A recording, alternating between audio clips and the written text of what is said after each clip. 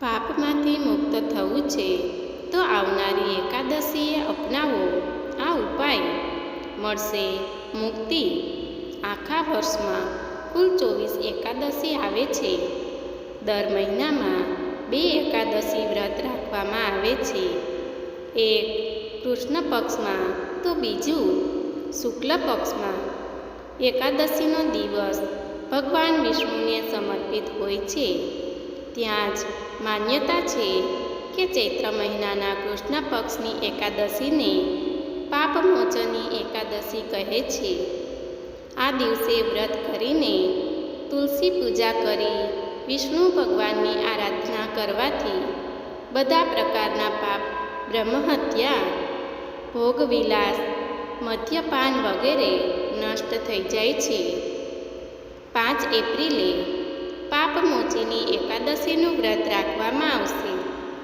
આ દિવસે તુલસી સાથે જોડાયેલા અમુક ઉપાય કરવાથી જીવનભરના પાપ નષ્ટ થઈ જાય છે।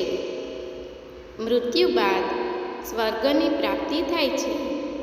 પાપમોચની એકાદશી પર તુલસી પૂજનનું પણ ખાસ મહત્વ છે। ક્યારે છે એકાદશી તિથિ? ચૈત્ર મહિનાના કૃષ્ણ પક્ષની એકાદશી તિથિ 4 એપ્રિલ સાંજે 4:16 વાગ્યાથી શરૂ થઈ રહી છે। આ તિથિનું સમાપન 5 એપ્રિલ બપોરે 2:55 પર થશે। ઉદયા તિથિને માનતા પાપમોચની એકાદશીનું વ્રત 5 એપ્રિલે રાખવામાં આવશે।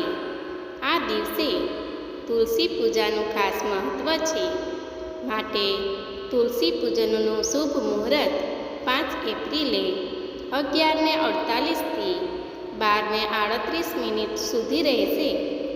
આ મુહૂર્ત અભિજીત મુહૂર્ત છે। પાપમોચની એકાદશીના દિવસે કરો આ ઉપાય।